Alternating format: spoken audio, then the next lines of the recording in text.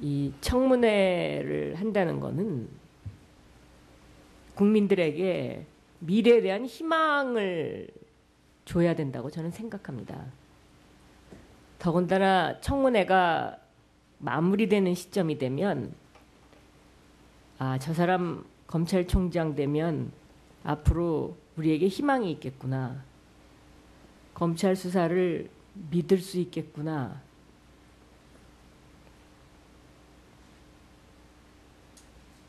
이런 어떤 그 긍정적인 생각을 갖고 국회의원도 집에 돌아가야 되고 이 청문회를 보는 국민들도 기분 좋게 청문회를 오늘 참 잘 봤다. 저는 이래야 된다고 생각합니다. 제가 아마 국회의원들 중에서 청문회를 많이 한 국회의원 중에 한 사람일 겁니다.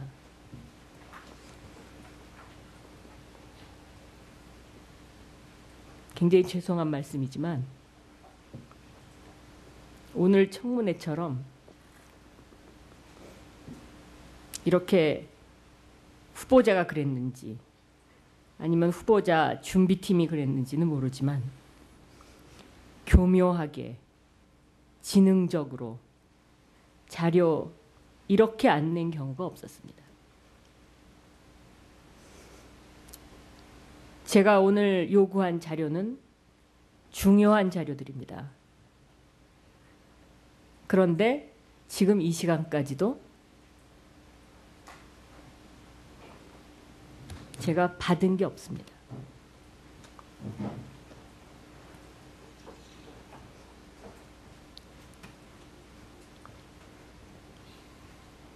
뭐 그냥 지나가는 칠해로 청문회 한 푸닥거리하고 검찰총장 되시고 개인적으로는 굉장히 영광이시겠죠. 그리고 저는 오늘 검찰총장 후보자에게 개인적으로 희망을 보고 싶었습니다.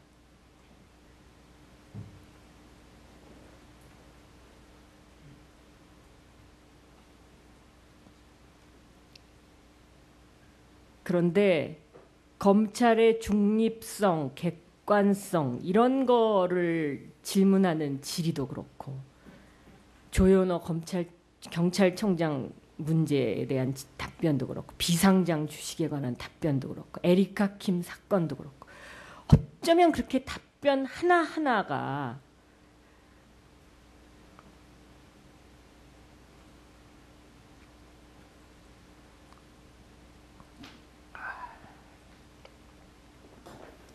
사람이요 재산 신고하면서 저도 때때로 제가 제 거를 챙기지 못하고 그냥 써낼 때가 있습니다. 그럼 실수할 적도 있죠.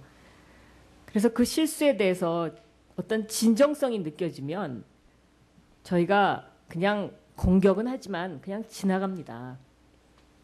그러나 오늘 한 그런 답변과 그런 자료들은 상식적으로 납득이 가지 않는 부분들이 너무 많습니다. 지금. 제가 길게 더 이상 얘기하지 않겠습니다. 서울고검장으로서 그리고 서울지검장으로서 제가 자랑스럽게 생각하는 수사 있냐고 아까 질문 드렸습니다. 이 질의에 답 좀 해주세요.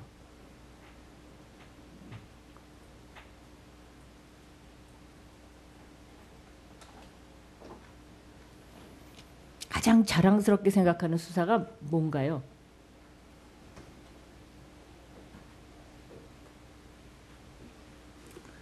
말씀드리겠습니다. 서울고검장으로 있을 때는 직접 수사를 거의 안 했기 때문에 고검장으로 있을 때 제가 말씀드릴 수사는 없습니다. 다만 서울중앙지검장으로 와서는 제가 인지수사 시스템도 바꾸고 또 형사부 검사들의 적법 절차에 따른 수사 지침을 만들어서 시행을 하고 있습니다. 위원님께서 말씀하시는 자랑스러운 수사를 들으려고 한다면 저는 제가 바꾼 시스템 안에서 그 시스템에 맞게 제 취지에 맞게 수사를 해서 성공한 수사로 보고 있습니다. 굳이 두 가지를 들라면 제가 보기에는 오리온 그룹 비자금 사건 수사 그것을 깔끔히 마무리해서 담철건 회장까지 구속 기소를 했고 또 하나는 ELW 이 파생상품 관련 스캘퍼 수사 그 수사를 새로이 발굴을 해서 아이디어를 내서 증권가에 하나의 신선한 충격을 주었습니다. 위원님께서 말씀하신 제 기준으로 자랑스러운 수사라면 일단 두 가지를 제가 말씀드리겠습니다. 그럼 아까 제가 지적한 수사들에 대해서는 어떻게 생각하십니까? 위원님께서 말씀하시는 에리카 킴 사건 수사하고 한상률 사건 수사는 물론 언론에서 비판이 있었음을 저도 알고 있습니다. 하지만 그 법률가는 법과 원칙에 따라 또 법리에 따라 사건을 결정해야 된다고 생각을 합니다. 그것은 저희가 법리에 따라 또 구체적 사건의 타당성에 따라 결정한 것으로 저는 믿고 있고 저는 아직도 그 생각에는 변함이 없습니다. 이거 말고도 제가 여러 가지 얘기했는데요.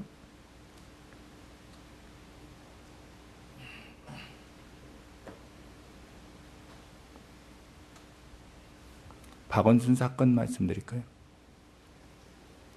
또 하시고 싶은 대로 하십시오. 그럼 박원순 사건만 말씀드리겠습니다.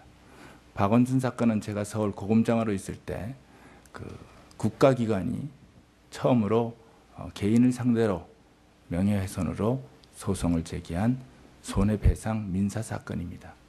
그 사건은 과연 국가기관이 개인을 상대로 명예훼손을 제기할 주체가 되느냐 여부에 있었습니다. 그게 가장 큰 법리의 문제였는데 그와 관련해서는 하급심 판례가 있었고 우리나라의 경우에는 영국의 경우에는 지방자치단체를 상대로 한 소송의 판례가 있었습니다.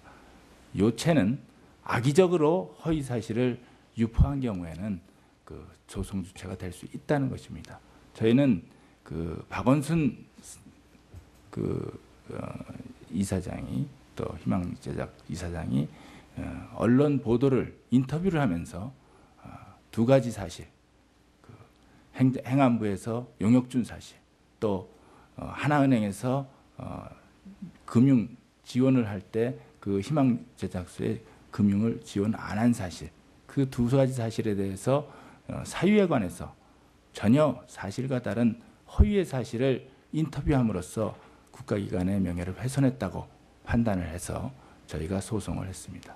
1심 판결은 저희가 패소를 했습니다만 저희가 1심에서 주장을 하기를 법리의 문제를 떠나서 허위냐 아니냐가 가장 중요한 요건이기 때문에 일단 악의적으로 허위 사실을 유포했느냐부터 판단해달라.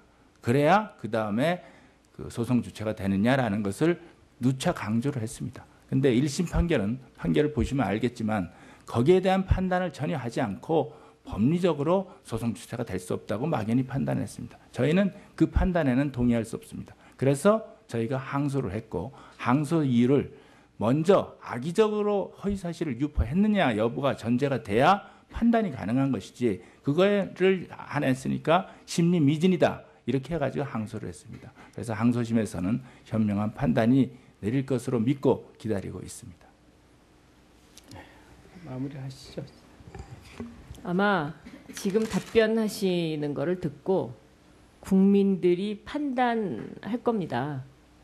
이 검찰총장 후보에게 희망을 걸어도 되는지 안 되는지를 아마 저는 국민들은 충분히 판단하실 수 있을 거라고 생각합니다. 검찰의 생명은 수사의 객관성과 공정성입니다. 이런 수사의 객관성과 공정성을 잃어버리면 저는 검찰로서의 존재 가치가 없다고 생각합니다.